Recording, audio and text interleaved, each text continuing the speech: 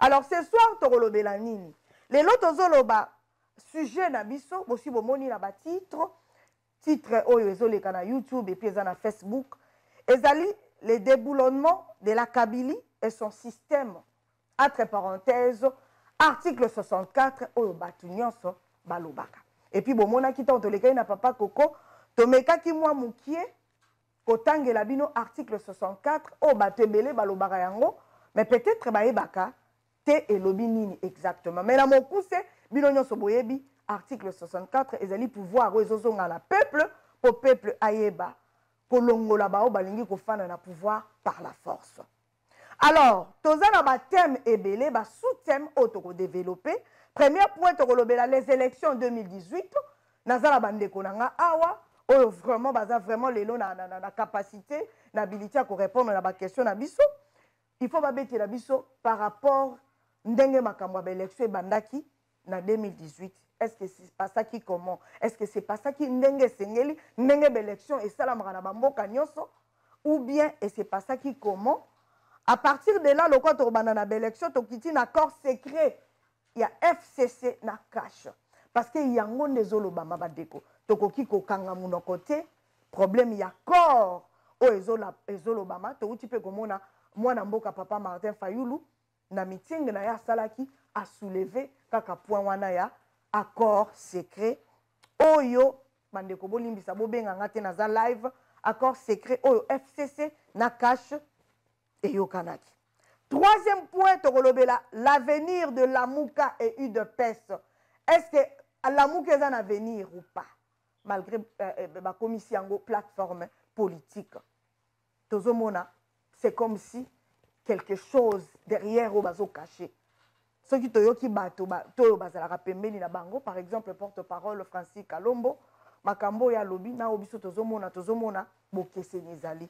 Alors bandeko na biso bakoyebisa biso eloko nini bazo penser ceux qui UDPS avenir nango na Lamuka avenir ezali to avenir ezalité. Est-ce que UDPS ezo exister ou pas? Quatrième point tokolobela la diaspora debout ensemble et puis unis. Diaspora est-ce que toza debout? Est-ce que diaspora toza ensemble? Est-ce que toza unis? Balobi peuple eza divisé et kokaka kolonga et tumbate ou bien et kokaka kokende liboso te peuple oza divisé.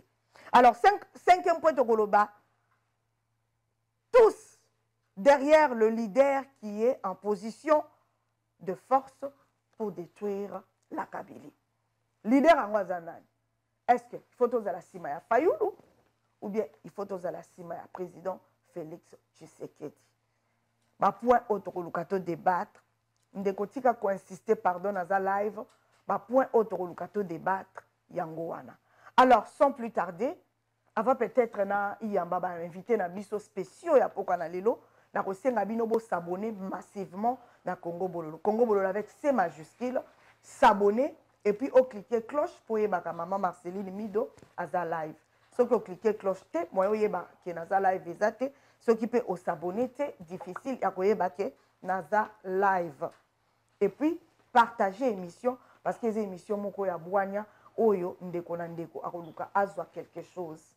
Vraiment ceux qui olingaka ngai, ceux qui olingaka Congo, mais kako partager émission. Toza live na YouTube et puis toza live na Facebook ya Congo Bololo. Alors on a accueilli l'extrême gauche nanga ko présenter papa na biso boyebi déjà tobenga kae papa Coco Bolenge.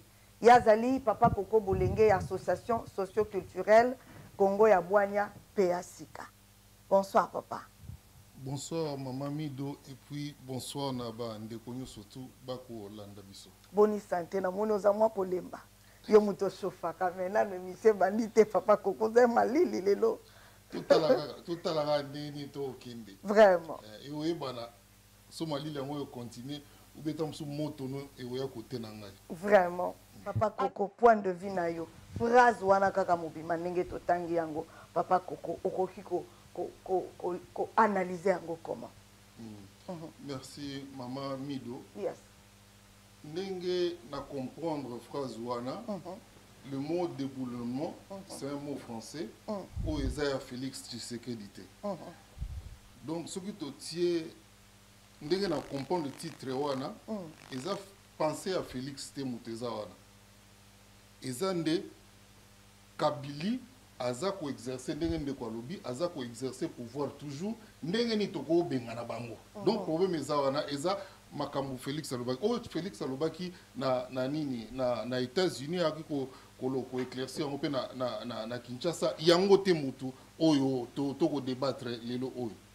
Question on na comprendre ndenge nini toko ko bengana FCC oyo ba tricher l'élection. Tomoni na kopeso exemple na Kasai. Tomoni nde nini bayambi Félix Tshisekedi. Avion coûté au monde na lisusu te.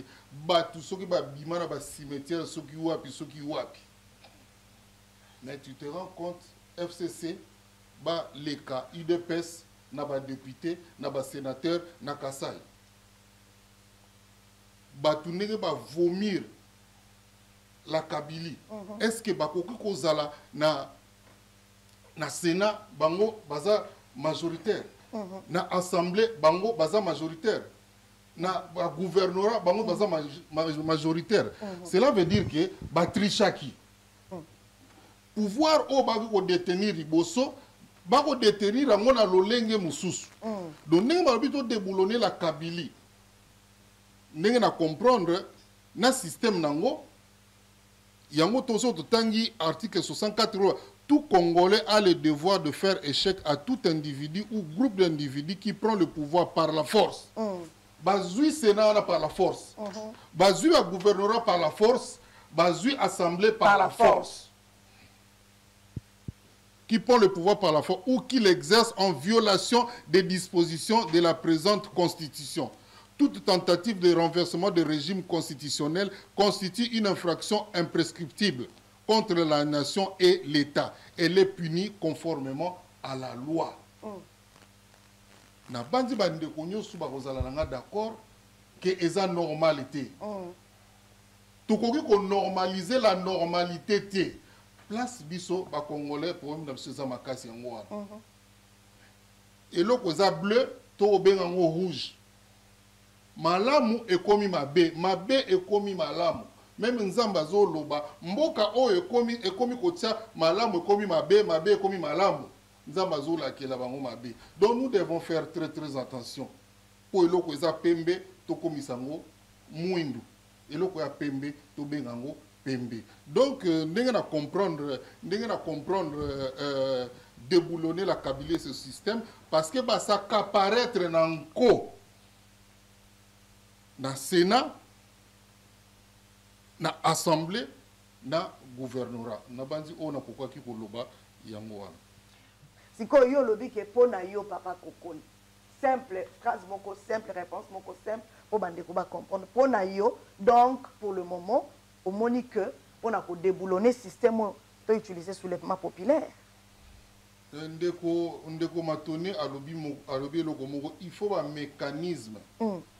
Na ko répondre de tout ça la mosiko. Peut-être ceux qui pendant que tu cheminer na opesa ba argument nini oyo biso il faut to sala. Pona to ko benga na la Kabylie. Parce que oyo eza sur place wana eza nango sujet mususu olobaki awa tozonga oyo elekaki nango na Congo eza nango élection te. Donc na kolukana développer ngo l'air to koma na nini. Okay. Na question Coco, papa Maïke pas papa Coco. Papa Coco au Coco lobanini parce que na yo ki papa Justin lobi awa bino pe boluka bo répondre. Moment ba on est posé l'article 64 et salama. Et salamité la muka. Au sala yango te papa Justin. Papa Coco yo mutozali pour que soulèvement ko salama. Mais tant au peuple azaki na kanda. Moment wana tout le monde disait pas question à Chadari. Tout le monde était prêt, papa. Nabiso ba maman tozalaki prête. To salisi na ba t-shirt awa. To sangisi na bambongo. Bongo to si to loupé occasion wana lelo oyo mwana mboka Félix. Pourquoi ne pas ko solo la ndé bande ko balobi au leto ke na soulèvement populaire point de vue na.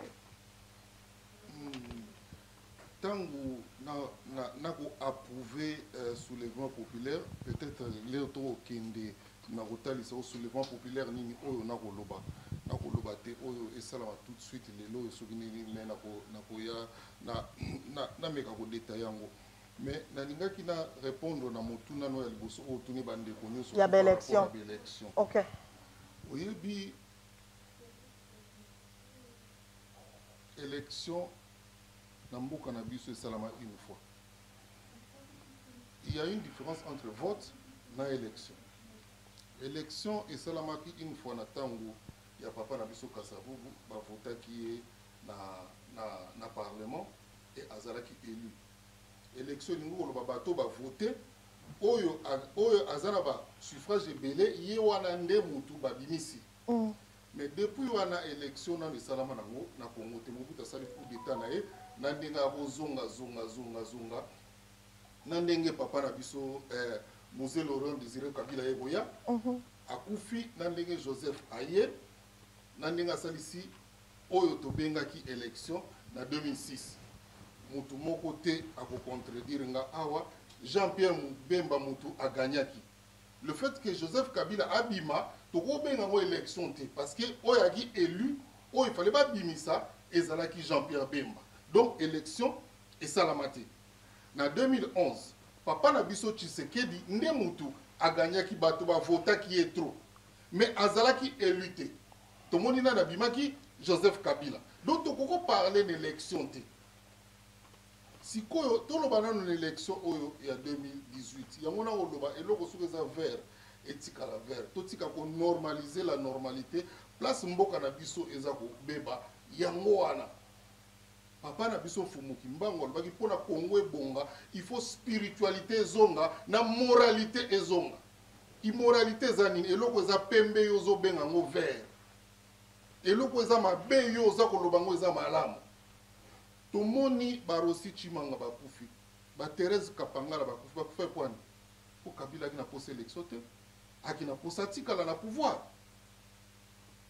tomoni nanga asombi ba machine est-ce que na constitution na biso eko permettre que l'élection ezala électronique eko permettre te donc déjà awa ndenge na koko tangela yo limbisanga na osotan article 62 nul n'est censé ignorer la loi.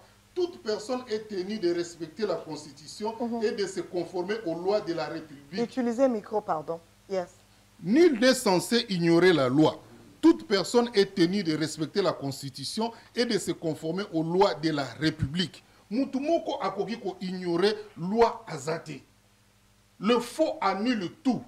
Le fait que machine wana kaka ezalaki na kaka ezalaki el marango peleki électroniquement donc babuki déjà mibeko donc na kota Félix na kota Lamuka eloko ezate mutu moko oyo azana kati Kabila amemi bango yosu na kati ya illégalité donc tokoko parler na loi te et puis toyebi ndenge nini élection wana ndenge nini élection wana eleki ndenge na lobaki tout à l'heure awa batu o baina Kabili na Kabila le ba Kabili eza batu le système oyo eza système ezo kamba batu wana donc peuple congolais ndenge ndeko matona lobaki ana posa ko mona bilongi wana te to na posa ko mona ba bilongi ba mende te parce que bango ba sala Kabili na système na bango oyo tolingi to déraciner yango oyo eza na ba fraude magui intimidation makambo nyonso tu ya mabe wana yango ndenge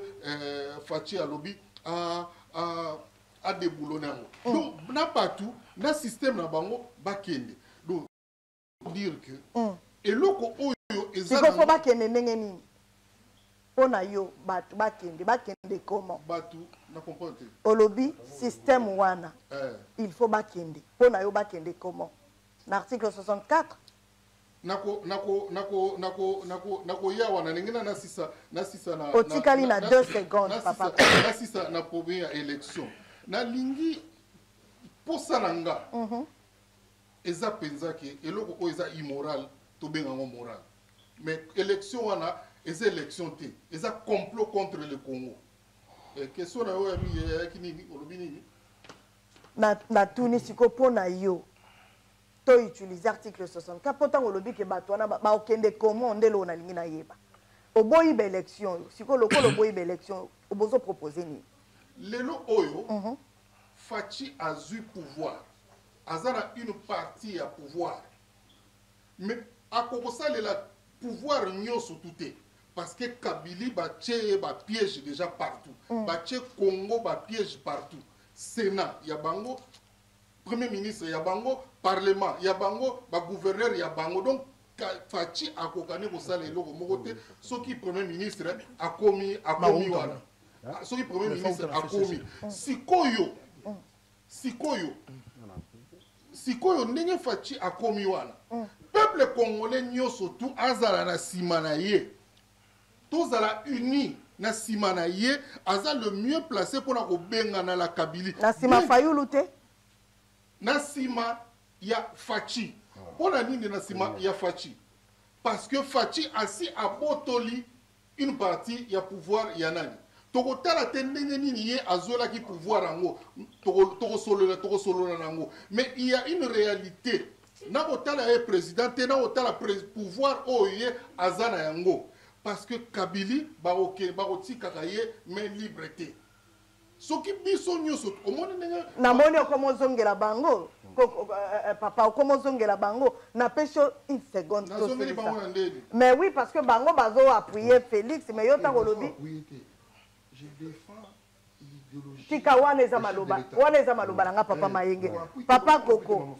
namoni okomi nzela moko zo appuyer bango tango lobi toko masima bango bango toza nzela moko te parce que bango baza na posa ya article 64 te mais pona ngai Fachi sa koti na article 64 babi mutu nyonso tu oyo akozwa pouvoir na ndenge ya loma na ndenge ya nko boluka voisin moyen bobotola ye Fachi balukaki voisin moyen asi abotoli ye ndambo donc Kabila oyo akonuire biso hier eza Kabila akonuire biso lelo te soki lelo oyo lamuka peuple congolais nyonso surtout to comprendre que Kabili azali ndenge Kabili na système ne bazali que soki biso nyonso lobi Félix biso tozala na sima na yo accord wana il faut buka yango leri ya komona que congolais nyonso to azala na sima na ye ezate congolais to kabwani ndenge Fayulu osala ba plein na ye wana bato wana baza contre ngana za na ngamuta Fachi te naza pe mutu ya Félix te mais l'air to vanda ka tozo kanisa to la solution ko ko wita wapi to moni que solution e ko wite pa Fachi yende mutu ko bomise mais à condition que yango bitumba na biso diaspora to zala na bomoko to ko ka kotala est-ce que Fayulu azana capacité ya kolongola Kabili lelo soka azana facilité wana to landa mais ngai na moni mutu o azana facilité beaucoup plus ya kolongola la Kabili na système wana nyo surtout eza Fachi à condition que biso peuple to la kise que to lingi yo to zana yo mais to lingi te alliance wana yo ko continuer nango par rapport à alliance accord wana to solo la yango to lingi te alliance wana to zala na sima na yango condition papa Koko apesi alors Koko bolenge okokolo banini papa omoni ndenge tozo nager ndenge to nager accord wana est-ce que vous avez un point de vue européen par rapport à l'accord pour te atterrir parce que tu as commis presque à la fin na 2 points à miner au total nango pour te na conclusion. Merci beaucoup maman Mido. Yes. Na répondre peut-être la souka na question wana. Mate Fayulu aboy. Soki Fayulu Félix aboy. Na ninga ozo. Coup circuit. Si ko da coup circuit na Fachi bo préférer na. Coup circuit camarade au mona ya Kabila. Na ozonga place wana na meka koloba. Yes. Na lingi na zongela mo muke papa Georges na ba éloge apesi Camere on a partagé mais bosani qualification moko. Na lobaka toujours que Camere c'est un homme très intelligent. Wana tokita tomata. Et puis sage hein. Tolobani. Azali sage. Azana mayela bon moto. Mais qualification moko papa Georges Abosani. Apela mayela kindoki, mayela mabe. Et muto ndenge wana c'est très dangereux. Nalingi na zonga sikoyo na par rapport ya papa Georges Nenga Lobi, il y a ça scientifique, il faut ba preuve. nalobaki no mama tokosala émission moko to parler sur l'accord secret entre Félix na Kabila mais na rejoindre ndeko nanga matone alobi eloko moko na sepeli mingi ntango na oyoka bato baopartage makanisi oyo eza nanga selaki na ocomprendre ke nzambe azotia epa bana na ye makambo moko boye il faut tosangana totelema maleme ndenge nini toyeba kosunga bato nyonso tokoma bloc moko ya makasi papa na biso Félix ye moko olobi yango awa alobaki aza na partenariat na FCC na Kabila donc tokoki koloba yango esusu te na émission wana tokokota yango na mozindo ndenge napesa nanu définition ya partenariat place papa omonake science nini ekobima na kati wana un partenariat est un groupe de personnes qui s'unissent et s'engagent volontairement à travailler ensemble au sein d'un commun accord. Batu basangani, bayokani, basangani, basangager, to travailler et sikamoko na accord moko. Accord sikoyo, définition na moyani. Un accord est une entente, qui lie un groupe de personnes dans un partenariat avec un arrangement arrêté communément en vue de son applicabilité. Maman eloko ya mutuya wana en vue de son applicabilité. Accord na bango basanini babombi eza secret balingi wa ebate. Mais eloko o esala ke babenga eloko accord eza applicabilité nango. Tomoni oya Saint-Sylvestre eza na accord te parce que applicabilité nango ekendisi na sukate. Oya Congo esala ba accord ebele ekenda ti na sukate. Et le accord oyo ba appliquer te eza accord te.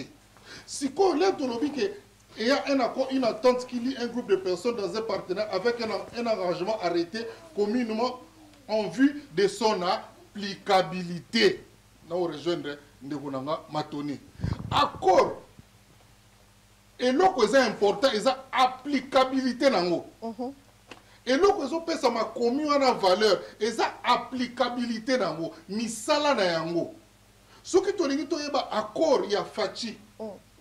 Na nani totala misala po accord wana eza kona ba gouverner mboka siko bazo gouverner mboka ndenge nini to ba oye bomba ni nanu to éviter to koyeba mais o to yebi déjà yango misala o eza plus important papa nanga Georges o eza science o eza science donc applicabilité misala nango ni to moni misala nango ba gagner nini Sénat ba gagner nini gouvernorat bagagné nini Assemblée nationale do wana déjà eza bakor nango papa na biso ka professeur Kalele alobaki le bata Kabila bayaki baya retrouver pona ba pesa pouvoir epa ya Fayulu yango na koloba ça n'a rien à voir l'élection makambo nyo surtout to koloba nyo eza nango illégal papa na biso Kalele abi Kabila lobi batikele ba soda biso to tikele mais au hôtel siko Kabila za na ba soda. Or, ce qui est président de la République, ce qui est sa constitution, nul n'est censé ignorer la loi. Au gros, on a armé, on a la police. Donc, ils ont au accord, n'enge professeur Kalele Alobaki, na ya Lamuka, n'enge batu ya Kabila, ba yaki bati ke la armé, bango ba boyaki, mais to au monde armé wana, lelo bazati ti lelo na Kabila. Or, selon la loi, bako ignorer loi. Bako ignorer loi, Kabila azanina banamura bazo garder ti lelo. Donc to wana na baki to denga kana meka ko loba muke pour na papa je comprendre nga to ko loba to ko vanda mukora ya uzatam sous 2 heures du temps. Po makamba ko lobeze belé par rapport à l'accord wana na misala na bango po accord na bango eza po na ba gouverner to kotala siko ndenge nini bazo gouverner taso bano koma ba accord na bango yala kili kambubo il faut y azwa Sénat il faut y azwa ni donc ba accord to ye bango na applicabilité na ngo na misala oyo bako sala siko oloba kili kamumoko Fayulu aboy Félix aboy pouvoir récupérer coup sur coup akokobuka accord te yena Kabila pour nini coup sur coup na maboko salité maboko makila aza camarade à Kabila bomona to mona ba photo bana bamboka na bango balagi kuna donc akobuka nini te onanga na Félix na coup sur coup na préféré Félix azonga mais Félix azwa kiango yango na on loba na bino lelo na ko annoncer bino une bonne nouvelle Félix a la carte article 64 ndenge balobi awa tout Congolais a le devoir de faire échec à tout individu ou groupe d'individus qui prend le pouvoir par la force. Pas un pouvoir, on a par la force. Mais capacité d'avoir une nuisance, c'est ça sur Yango Mokote, parce que Félix a détenir Nîmes. Tout le monde Kabila a aucun voyage. Capitaine, nous avons Azumi Kondi, Azumi Tino, pas généraux, soda batanda na l'aéroport Anjili, kaka ba honneur, soda beti capitaine Massasi. C'est pour dire que l'armée va obéir na Kabila, na Kabila. Donc, pour nous dire, biso ba Congolais, ezala lamuka. To koma biso nyoso tuna sima pour na ngeza chance moko to ko ratangote. Biso nyoso to zala na kati na sima ya nini parce que Félix selon la loi nanzela nyoso tu botola ye. En tout cas, Félix assis à boto mama bisanga aussi ça. Félix assis à boto lienda. Moi soué na nge alaki. Martin Fayulu na bato atondisa kiwa. Lobi tonimi tokozala na sima ya Félix. Toko réclamer justice. Tozala sima Félix. Biso ne toko battre Félix. Asangisa peuple parce que na vision na biso peuple congolais faut to sangana. Diaspora il faut to sangana. Et loko ni ne kosala to sangana. Totali ke élection wana yo kabona biso na mo élection lokuta. Mutu moko ta contredire ngai awa. Po biso nyoso yebi ke za élection lokuta. Mais so za élection lokuta, po ni nga muta failu nga mutu ya fachi. Totika biloko wana mboka ezokende. Mboka ezokende na nini Fachi te repèse à condition. Sécurise-toi. Tu as les possibilités, tu as l'argent. Sécurise-toi. Sécurise-toi. Appelle tes frères.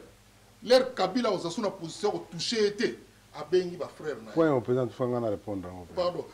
Abengi ba frère na ye. Ba sangani Congo comme moko. Na ebisi ba tuti wana ba 500. Ba obima vite. Ba obima vite. Ezana ndeko moko awuti kokomelanga lobi maman Marceline.